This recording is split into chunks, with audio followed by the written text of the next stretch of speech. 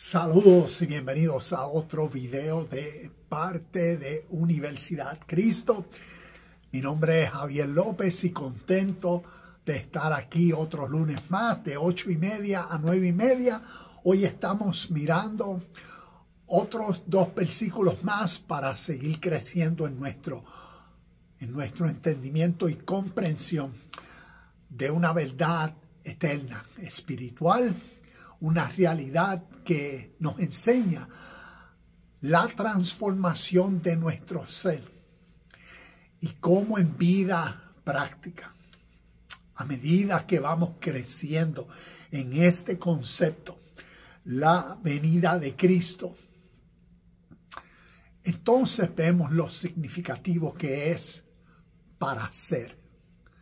Y a través de las Escrituras, a través del Nuevo Testamento y como vamos a ver hoy, a través del libro de Hebreos capítulo 9, versículos 27 y 28, vamos a estar mirando estos 2 versículos. Tengo muchas notas, vamos a comenzar a leer y compartir pensamientos, ejemplos, para que sigamos creciendo en el entendimiento de una verdad trascendental, universal, comprender cómo a través de la historia, esta verdad significativa que a través de los evangelios, cartas paulinas, Nuevo Testamento y libro de Apocalipsis, a nosotros nos enseña. Y de acuerdo a nuestra fe, como vamos a ver, tenemos la tendencia de creer nuestra exclusividad. ¿Ves? Es como decir, la religión judeo-romana cristiana, por interpretar la Biblia y las enseñanzas literalmente según la fe, ahí está la exclusividad. Y ese aspecto es el de la religión. Y respetamos esa ideología. Yo fui formalizado en tal ideología y la entiendo con mucha claridad.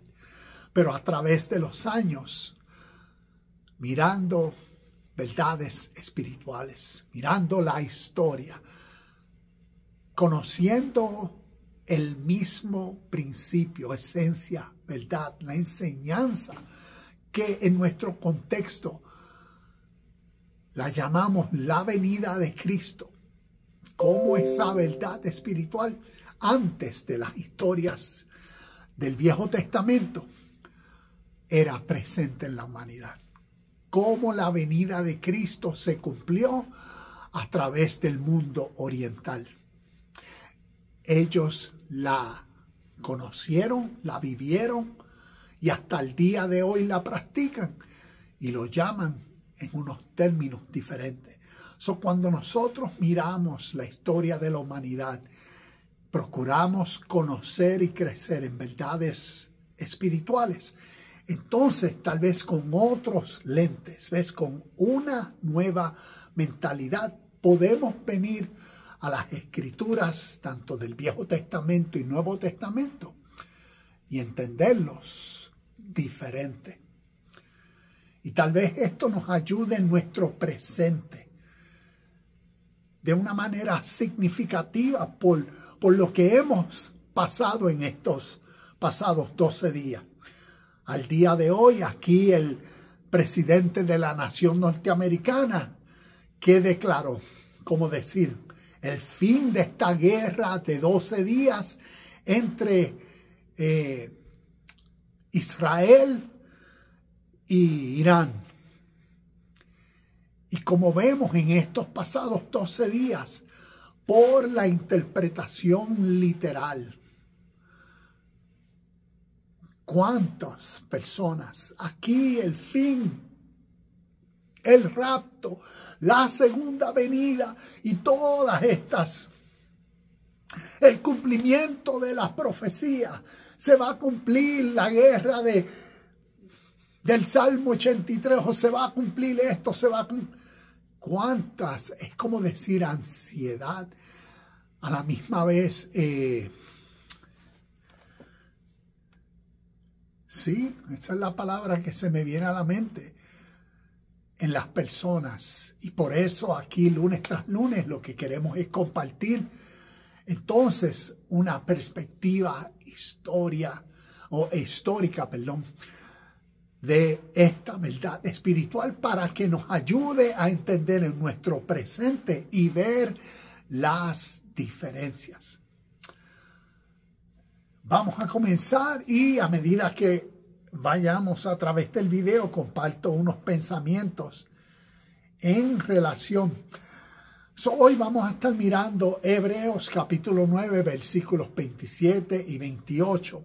Estos pasajes tienden a ir más allá del significado literal por los símbolos y conceptos espirituales ocultos que contienen. Y cuando digo ocultos, me refiero a profundos.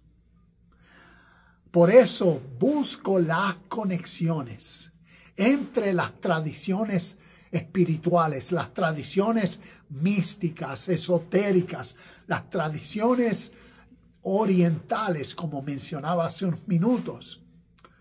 Por cuanto estamos hablando de una verdad eterna, espiritual, Dios, su reino, su inmutable presencia, su omnipresencia, como decimos según los atributos. Entonces la realidad de esta verdad trascendental espiritual siempre es presente. Y por eso cuando miramos las tradiciones espirituales orientales, su literatura, sus enseñanzas, su inspiración divina, los valores, principios, sus escrituras, la esencia de sus enseñanzas y verdades, y las comparamos. Y en este caso, las comparamos con las historias del Nuevo Testamento, los evangelios, los personajes, la esencia de la enseñanza. Entonces podemos comprender lo valioso y lo oculto, lo profundo. Como decía la semana pasada, tenemos podemos leer la Biblia y interpretar las historias de una forma, quedarnos en la superficie de la letra, pero queremos profundizar. Y vamos entonces a ir más allá de la lectura literal. Como decía, por el tiempo que estamos viviendo. ¿Qué sería si nosotros podemos crecer en el entendimiento de cómo verdaderamente los israelitas o los judeo-hebreos interpretan su Tanakh? ¿Cuál es la cronología de sus libros? Y que si su cronología según sus historias, al ser diferente a cómo nosotros la vemos, porque cuando miramos la Biblia desde Génesis hasta Apocalipsis, en la fe judeo-romana cristiana, un cristiano dice, desde Génesis hasta Apocalipsis, la Biblia comparte un mensaje, una enseñanza. No, esa es la interpretación de acuerdo a el orden cronológico que la Biblia tiene y que según la tradición, según el sistema sociopolítico judeo-romano, al desarrollar la fe, la teología, las religiones del mundo occidental, crearon y vemos el orden cronológico para enfatizar e interpretar las historias de una forma.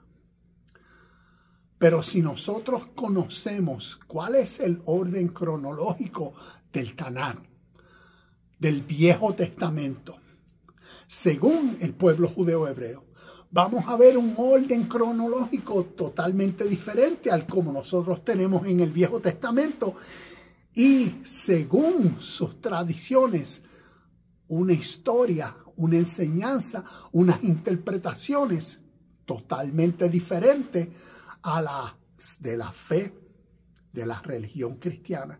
Y por eso hasta el día de hoy vemos cómo ellos viven de una forma totalmente diferente.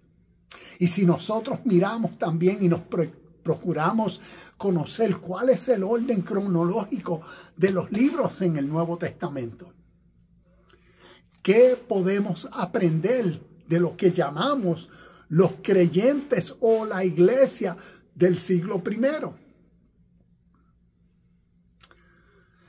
¿Qué podemos entender de acuerdo al orden cronológico de los libros, de las cartas de Pablo como Gálatas, Primera de Corintios y así sucesivamente, que fueron primeras antes de los evangelios?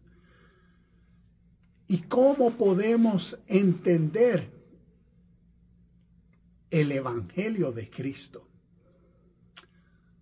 ¿Cómo podemos entender lo que esos primeros, como llamaríamos, seguidores de Cristo, que verdaderamente ellos comprendieron y entendieron?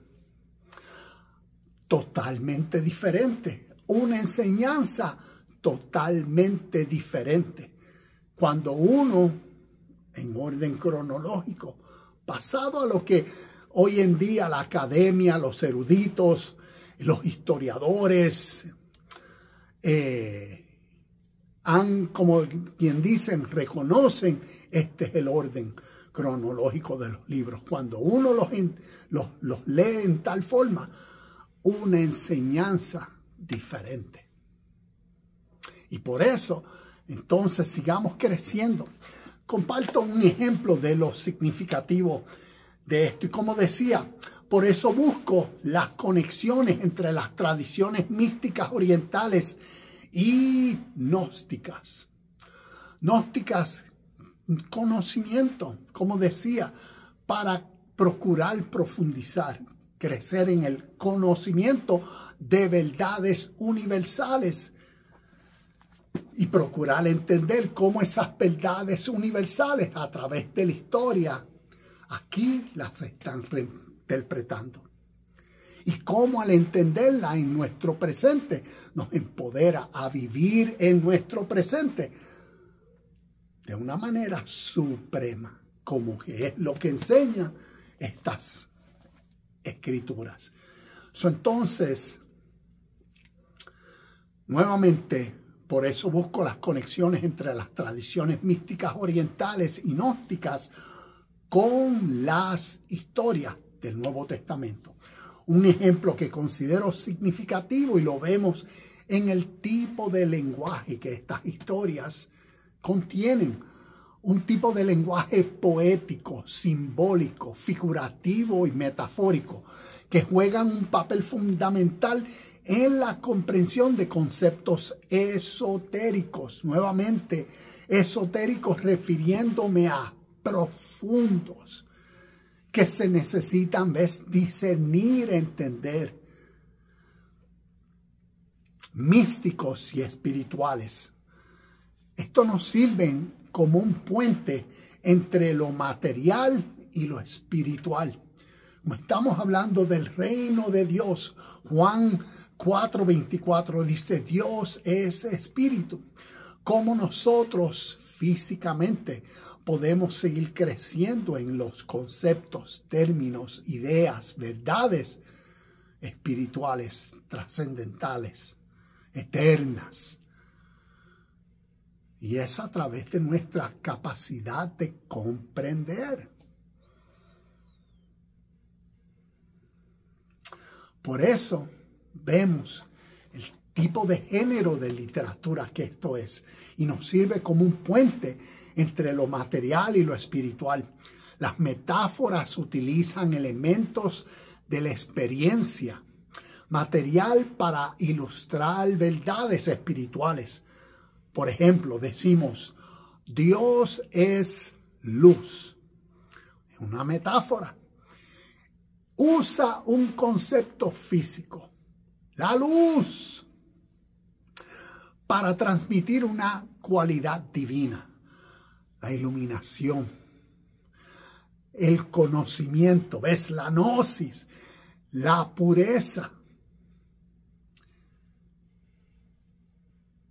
Y vemos cómo todo eso, la iluminación, el conocimiento, la pureza, nos llama al entendimiento, a la comprensión, nos llama a responder naturalmente a esto espiritual.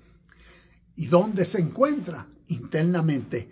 Esto nos ayuda a anclar lo abstracto en algo perceptible, facilitando, ¿ves?, la comprensión y conexión.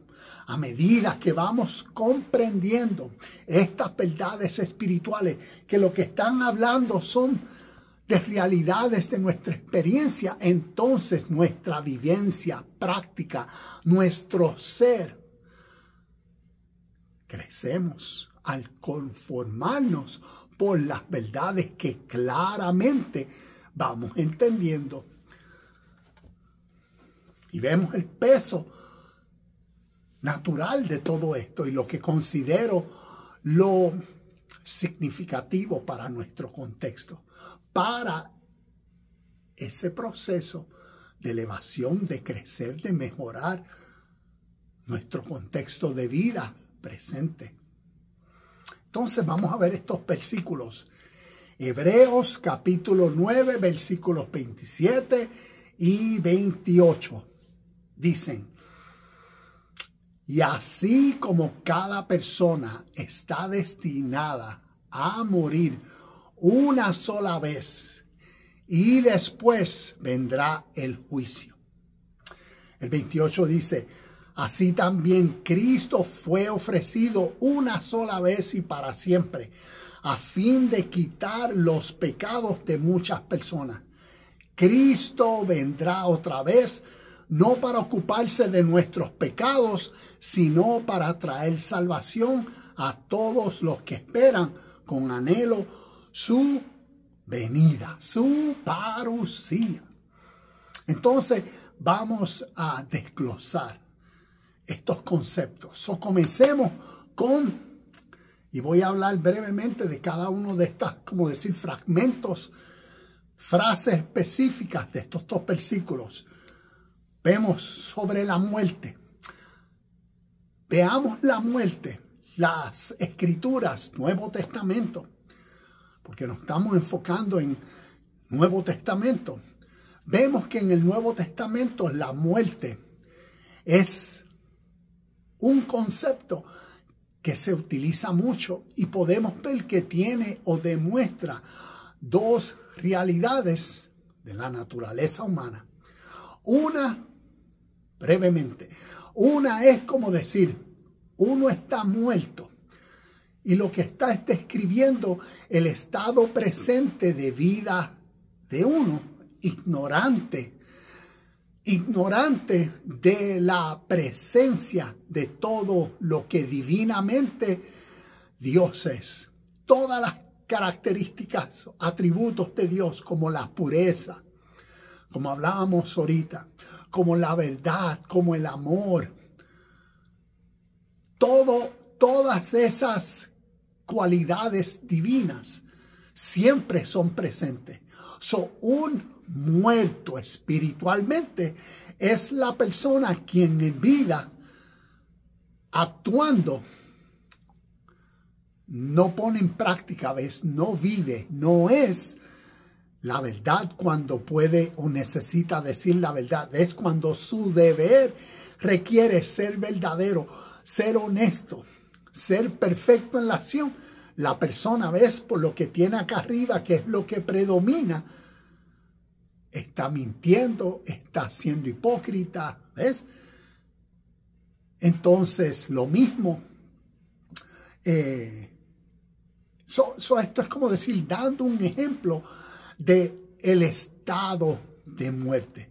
Un muerto espiritual es la persona que en el presente no vive conforme a la luz, ¿ves? A lo que Dios representa, a la verdad, a la justicia, a la perfección, al amor, Y entonces ese es como decir un estado de un muerto espiritualmente. Y naturalmente desde que nacimos nosotros somos condicionados por nuestro sistema sociopolítico, por nuestras tradiciones que nos conforman a ¿qué? Al mundo exterior.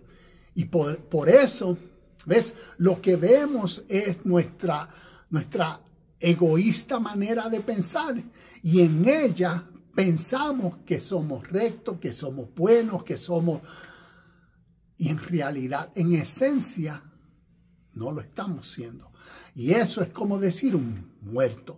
Uno de los conceptos o formas que la Biblia utiliza para describir el estado, tanto de ignorancia, ¿ves? De muerte, de separación de una persona. Porque en el estado de vida presente, como está actuando, ¿ves? Está actuando separado.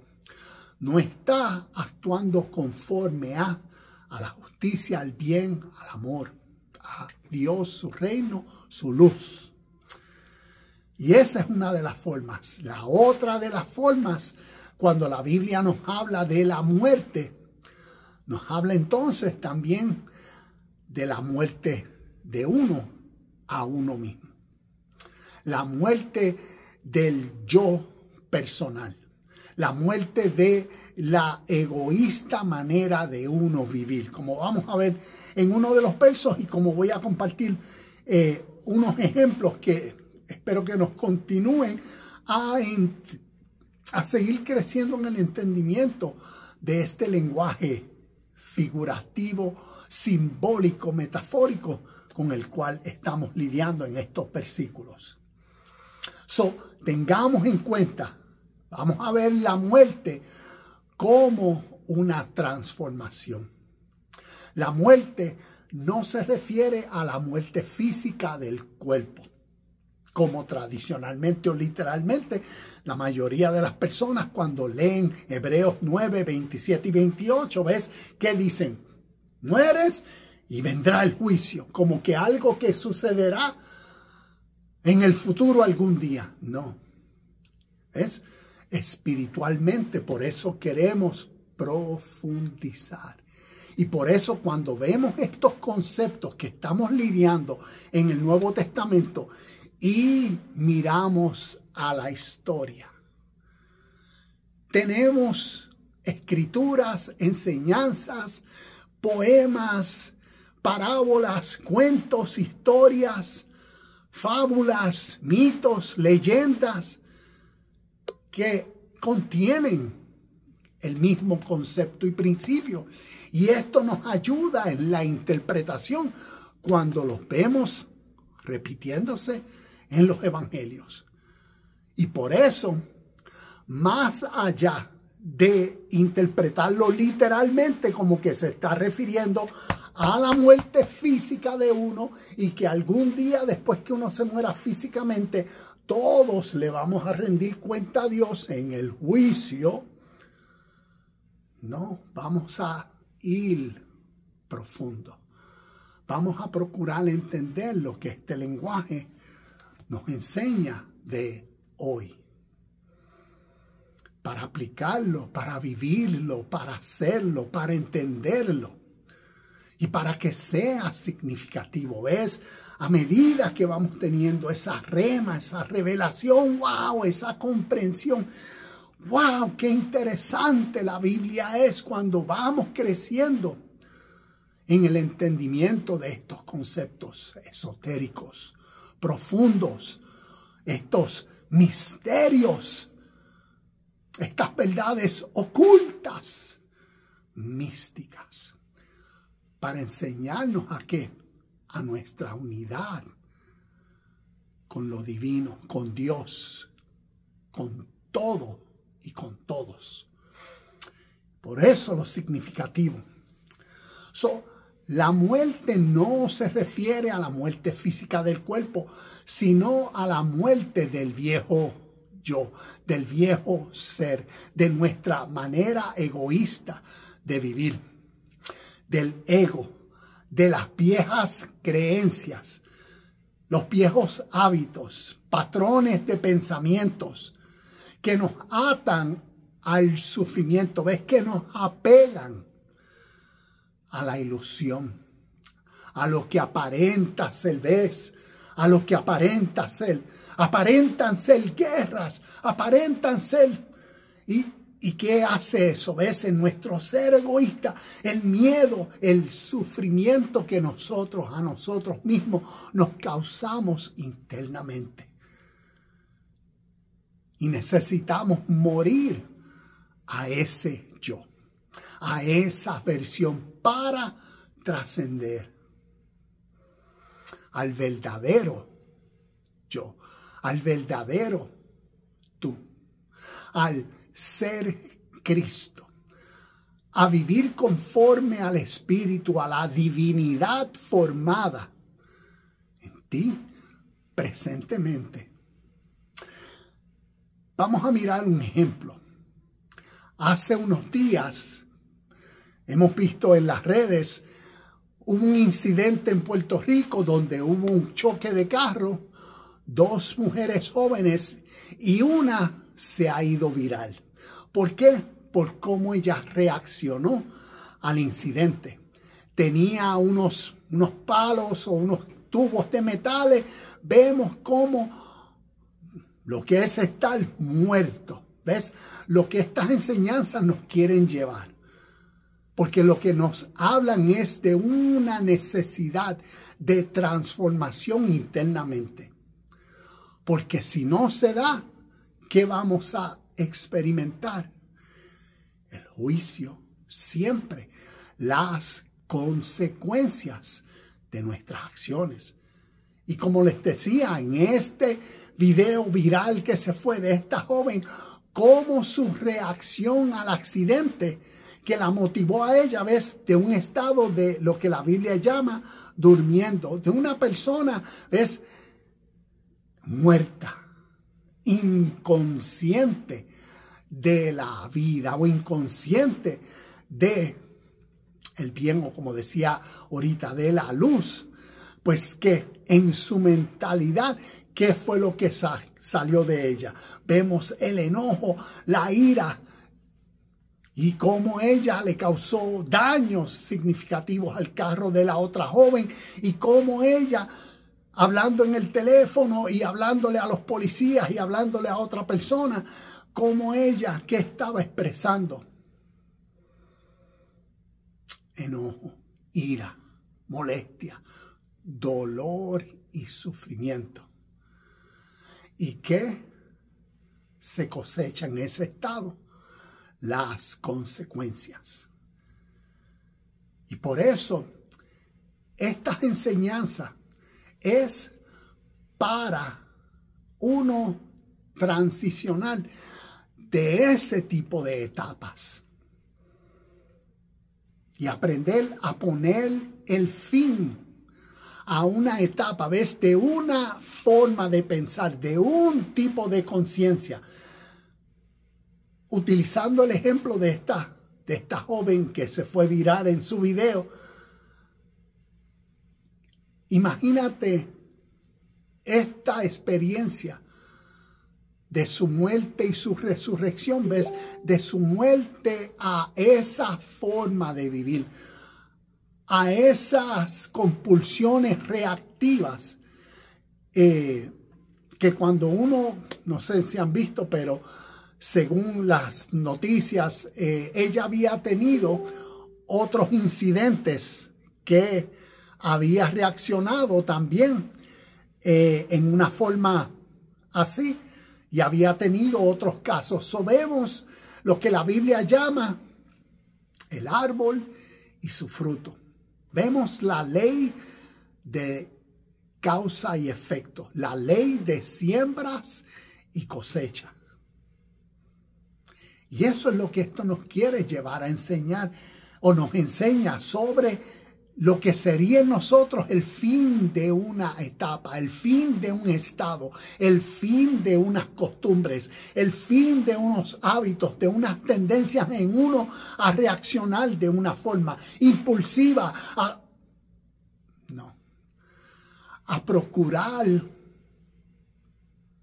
accionar de una forma despierta, consciente, atenta. Y por eso, de una forma en comunión, en armonía con la realidad que es.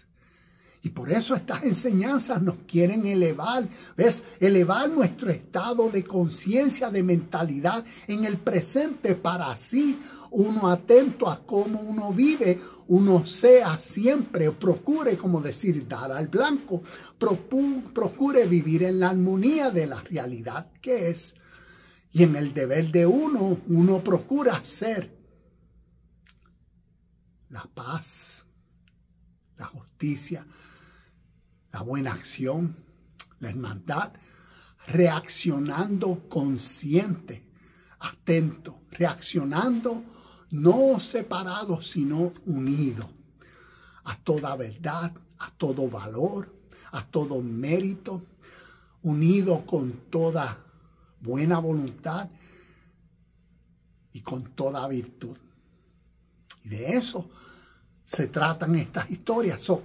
Es el fin de una etapa de conciencia y el comienzo de otra.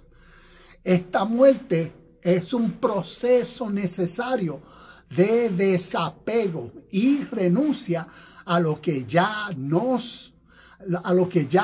nos sirve más. ¿Ves? Uno dejar atrás viejos hábitos, viejas costumbres, viejas mañas, porque ya nada de eso nos sirve. Y por eso esta muerte en uno a uno mismo, dejando atrás lo que no nos sirve para nuestro crecimiento espiritual. Otros versículos que te recomiendo que veas son Mateo capítulo 25, versículos del 31 al 46, también Juan capítulo 5, versículos del 28 al 29 y Apocalipsis capítulo 20, versículos del 11 al 15. Son versículos que cuando los leemos más profundamente nos están enseñando el principio, la importancia y verdad de una transformación interna en esta vida. Y utiliza un lenguaje altamente figurativo, poético, simbólico, metafórico, para expresar lo invisible. ¿Ves?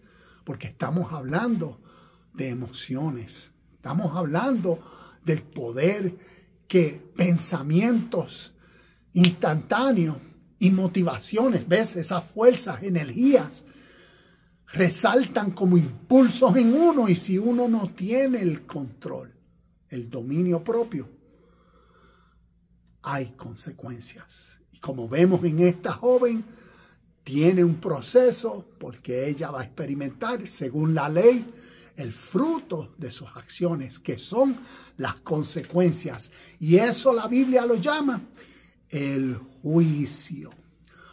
El juicio no es algo que será algún día, sino el juicio siempre es, porque es el justo resultado como consecuencias de las acciones que tomamos.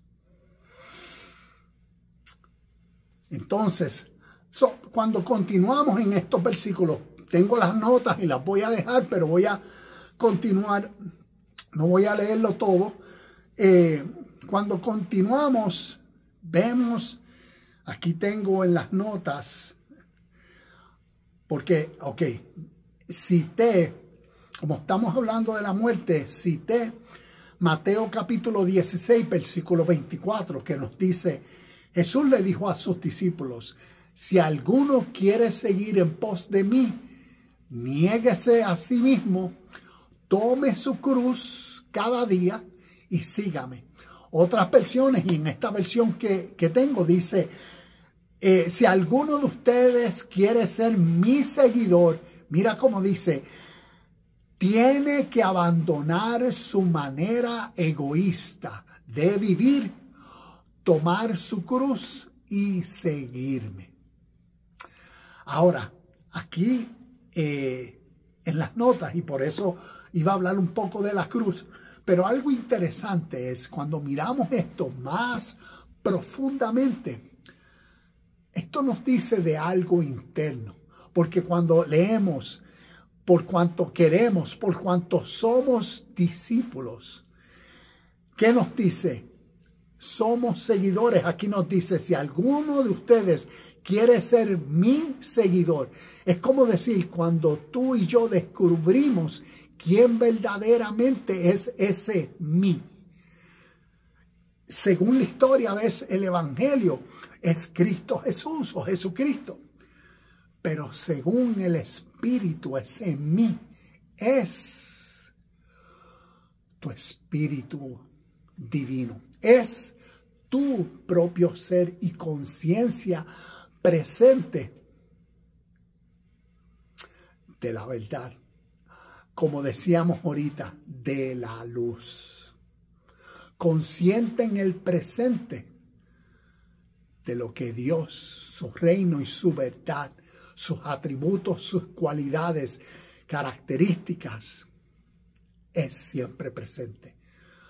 Este mí, si alguno quiere ser mi discípulo, como nos dice, por ley, tiene que morir al egocéntrico ser.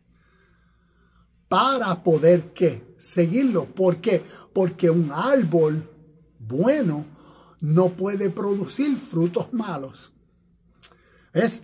O un reino no puede, como decir, reinar de una forma dividida.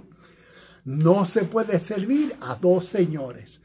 Para seguir la justicia, ¿ves? En uno no puede predominar o gobernar la injusticia, la hipocresía, el celo, la maldad, la codicia, la envidia, ¿ves? No puede gobernar la naturaleza egocéntrica en uno y uno pretender que está siguiendo a la voz divina en uno, al Espíritu de verdad en uno, a tu propia voz, a tu ser divino. Y de eso se tratan estas enseñanzas, ¿ves? Para trascender en nuestro ser y para uno trabajar con uno mismo. Por eso es un discípulo. Por eso toma tu cruz cada día y sígueme.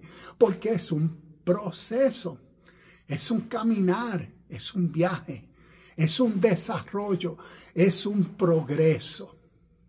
Es una vida dinámica, pero se requiere estar consciente, activo con el deseo. ¿Por qué? Porque diariamente situaciones van a suceder en la vida. ¿Y cómo vamos? ¿Vamos a reaccionar impulsivamente? No, que sí. ¿O vamos a corresponder divinamente? Por cuanto seguimos y somos Cristo. Entonces, por eso, cuando hablo de la cruz, tengo aquí como notas la cruz como el yo inferior o el ego. Y vemos en ese proceso toma tu manera carnal de vivir, toma tu naturaleza pecaminosa. En otras palabras, sé consciente de ti mismo, de tu voluntad egoísta. Y esa voluntad egoísta, ves, te tiene separado de la voluntad justa, pura. Y de eso se trata, de ser consciente, ves, por eso la iluminación que tiene que ver con ese despertar, con esa atención que se requiere para uno accionar debidamente, correctamente, perfectamente, maduramente. Y eso es tomar la cruz, esa vieja manera de ser. Tomar su cruz no es cargar con un peso externo como tradicionalmente, vemos a la historia de Jesús o la persona que lo ayudó a llevar su cruz. No, sino es algo simbólico, lenguaje figurativo, que representa uno responsabilizarse de uno mismo. Por eso aquí tengo, si no es confrontar y trascender las limitaciones, los deseos egoístas, los miedos y las ilusiones del yo inferior, de lo que llamamos nuestra carne o nuestra naturaleza pecaminosa.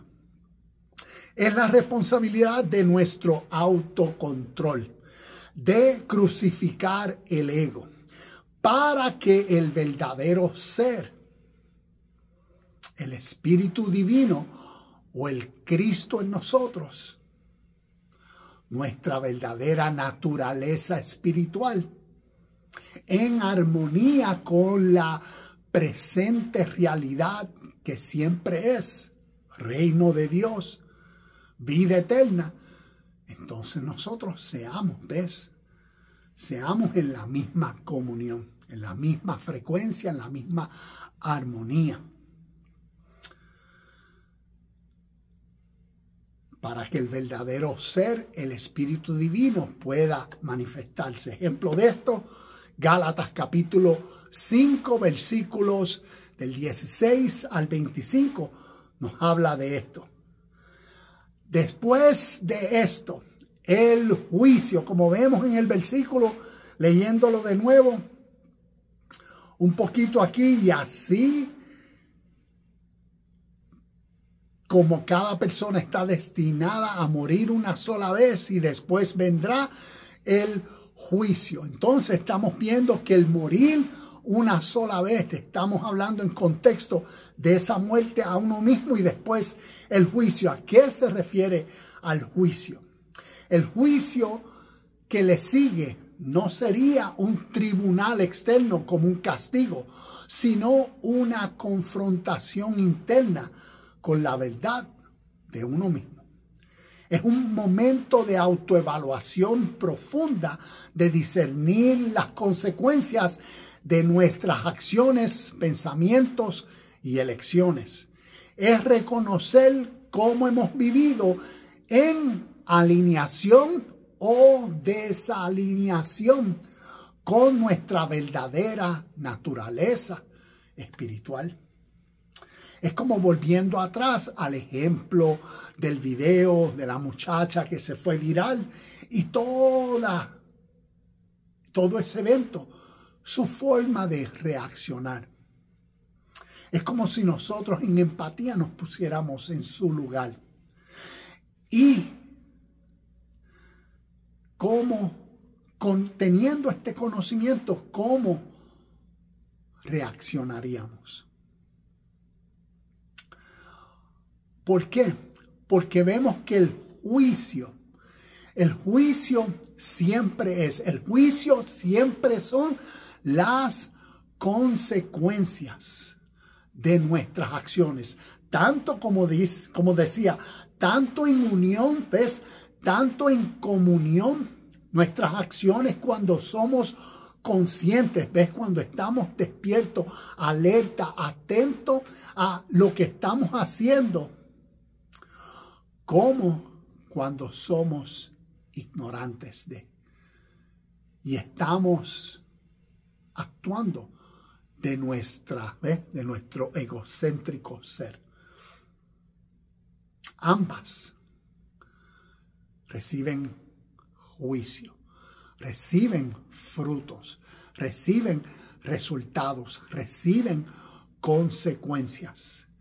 Y por eso estar y vivir consciente de esta realidad. Este juicio es el proceso de entendimiento y purificación por las lecciones aprendidas, llevándonos a una mayor conciencia presente. Volviendo a la muchacha del video viral, como les decía, imagínate que ella, por las experiencias que su vida le había dado en el pasado, que según los documentos legales dice que ella tuvo diferentes incidentes con la ley. Imagínense que de esas experiencias aprendió y decidió en sí misma: yo no vuelvo a reaccionar así. El día del incidente su reacción hubiese sido totalmente diferente.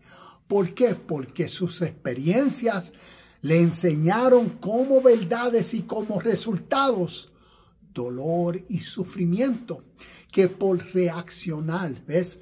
Por vivir egoístamente, por dejarse llevar en esos impulsos emocionales, por su enojo, por su ira, por querer autojustificarse, el dolor y sufrimiento que ella se causó a sí mismo y que nosotros nos causamos a sí mismo, a nosotros mismos, cuando estamos viviendo fuera de estas verdades inconscientes de esta verdad.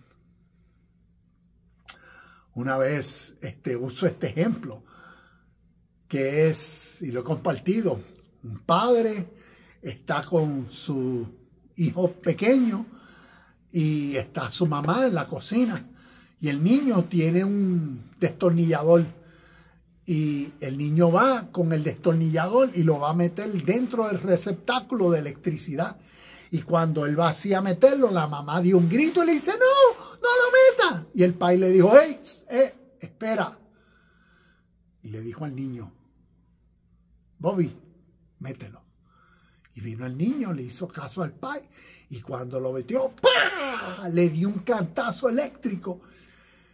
Y el padre le dijo, estoy seguro que eso no lo vuelves a hacer. ¿Por qué? Por la experiencia que el niño tuvo de dolor.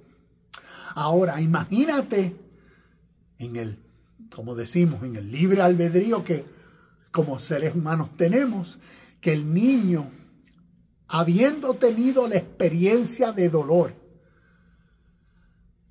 consciente de esa verdad, sabiendo los resultados que le aproximan, decide, lo voy a meter de nuevo. ¡Pah! ¡Pah!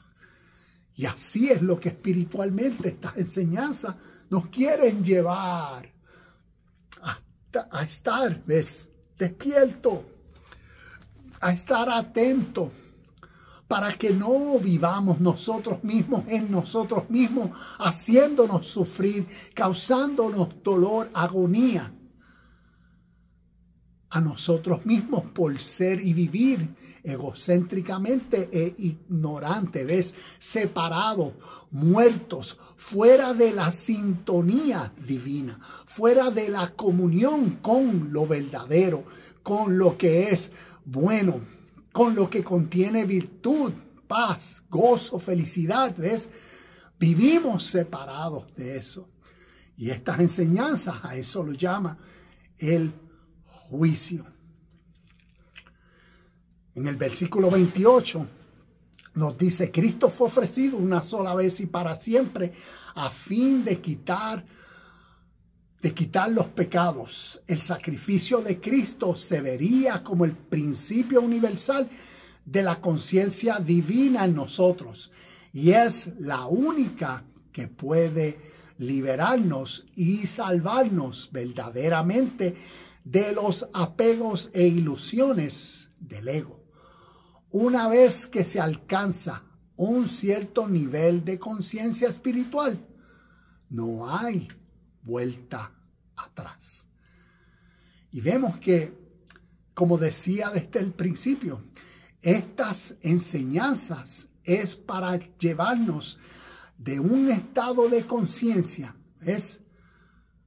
a otra.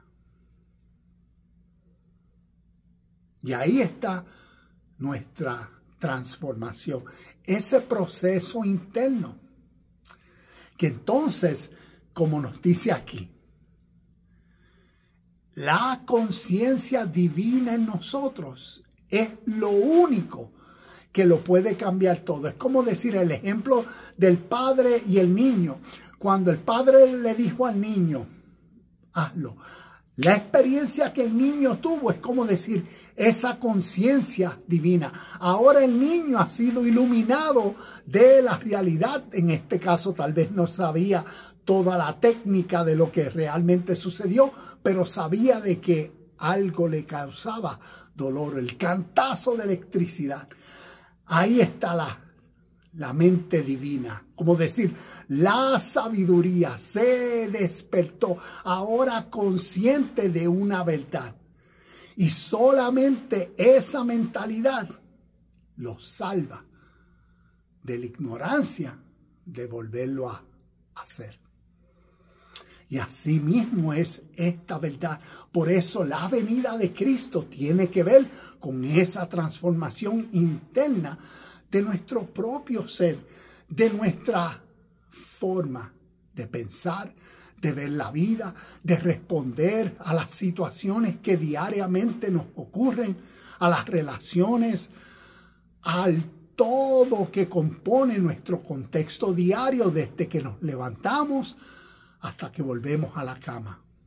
En todo ese proceso de un día, la multitud de pensamientos, de intenciones, de ideas, de historias, de cuentos del pasado o del futuro que tienden a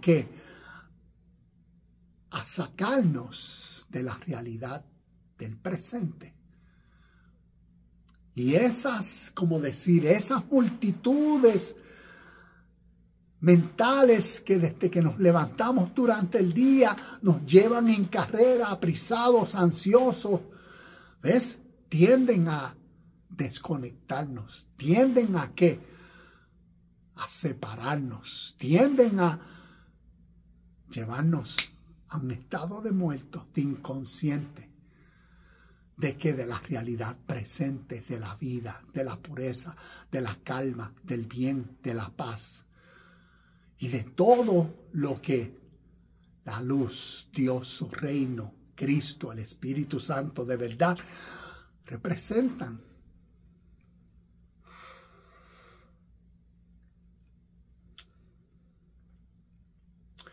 Y nuevamente, como decía, y vemos lo significativo de esto, porque solo en la conciencia divina o solo en la mente de Cristo, ¿ves? En ese proceso de madurez en uno mismo, ¿qué sucede? Como decía, una vez que se alcanza un cierto nivel de conciencia espiritual, no hay vuelta atrás. El niño iluminado por la experiencia no vuelve a meter el destornillador en el receptáculo de electricidad. Uno, en una nueva conciencia, identidad divina en uno, en una forma nueva de verlo todo, uno responde en tal armonía. Uno no vuelve atrás. Aquello como yo respondía, aquello no vuelve a salir más de mí. Y eso es la madurez. Eso es entrar a la vida eterna. Eso es entonces también las consecuencias positivas del juicio de Dios. Porque el juicio no solo es negativo, como mirar lo negativo, no. Si no vemos en un árbol bueno, produce frutos buenos, y los frutos son el juicio. Las consecuencias como los resultados de las bendiciones, del bienestar, de la paz, la felicidad, del contentamiento, de la gratitud que se vive presentemente como el estado de conciencia presente que rige a uno, por cuanto uno ha decidido de ser el discípulo y seguir a Cristo, ¿ves? A esa voz divina interna en nosotros en toda verdad y bien. Y por eso, ya para terminar, Cristo aparecerá por segunda vez en relación con el pecado para salvación de los que ansiosamente le esperan. La segunda venida no es el evento externo, escatológico, literal, sino el despertar y la manifestación plena de la mente de Cristo formada en cada uno de nosotros. Sin relación con el pecado, como nos dicen estos versículos. Esto implica que esta manifestación ocurre una vez que en el individuo, en ti y en mí, en cada uno de nosotros, ha trascendido sus limitaciones, sus apegos, su egoísta manera de vivir. Esas conductas, esos hábitos. Y ha sido purificado internamente. Y por eso la transformación interna en nuestro ser. Esto es nuestra salvación. Salvándonos nosotros, en nosotros mismos, a nosotros mismos. ¿Por qué? Porque lo que este lenguaje poético, simbólico, metafórico y figurativo describe es, en esa transformación, nuestra salvación es cuando nos desapegamos de las viejas costumbres y ahora vivimos por una nueva identidad, una nueva voluntad. Esa es la salvación en nosotros, en Cristo Jesús, en ese espíritu de vida que nos rige y dirige ahora 24/7. Entonces la liberación de la ilusión, la ignorancia y el sufrimiento alcanzado en un estado de unidad y plenitud. ¿Ves? ¿Y dónde se da eso? En esta nueva mentalidad. En conclusión, la venida de Cristo cumplida según Hebreos 9, 27 y 28 es al instante que reconocemos el último punto del versículo. Y nuevamente de este versículo 28 vamos a mirar este último punto que nos dice sobre los que ansiosamente esperan su venida. Y eso, como vemos en este versículo, tiene que ver con ese proceso natural que uno en uno mismo se ve en su nueva versión. Y eso es lo que esto describe. Ese proceso de que tal vez todavía estamos en nosotros mismos refinando algunos impulsos. Todavía tenemos unos resbalones. Todavía tenemos unos apegos, unas actitudes. Pero visualizamos, pues en nuestro anhelo está esa plena venida, esa plena manifestación divina en nosotros. Esa plena madurez de ser completamente y vivir en la armonía de la máxima capacidad interna que cada uno de nosotros contenemos. Y es para que en esta vida lo seamos. Y por eso, este último punto en ese versículo 28, los que ansiosamente esperan su venida para recibir constantemente el fruto de esa nueva conducta, identidad, carácter formado en uno. Somos conscientes de estas verdades universales y nuestra atención es a vivir la plenitud de nuestro ser espiritual, ser Cristo. Namaste, shalom y bendiciones. Y nos vemos en el próximo video de Universidad Cristo.